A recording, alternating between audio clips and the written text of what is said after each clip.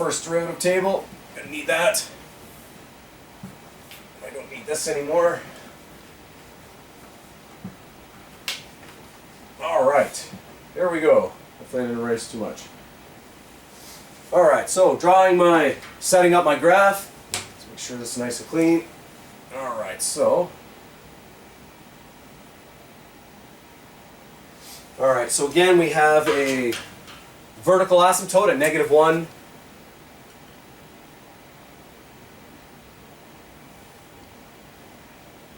There's one vertical asymptote at x equals -1. Need a new pen here. Alright, and then there's another one at x equals 1.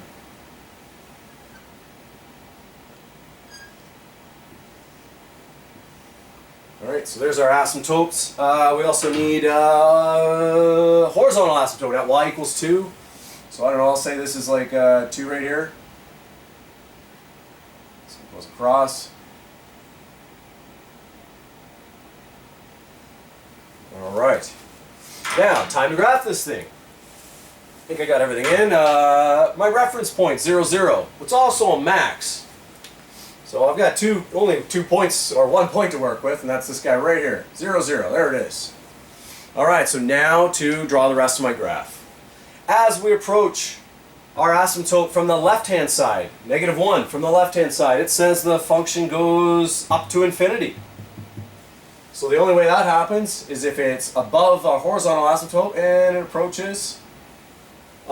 goes up by our vertical asymptote, and it's going to be concave up there. There we go, CU, concave up.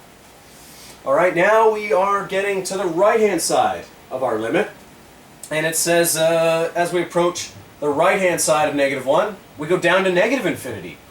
And we're going to be concave down. There we go. Alright, now as we approach 1 over there, from the left-hand side, we're still going down to -infinity. And we're also concave down. And we're decreasing. It's increasing, going up, and then it goes down, concave down, and down to infinity.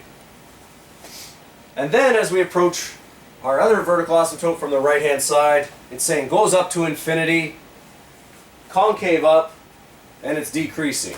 Decreasing always refers to left to right. And so it goes up to infinity,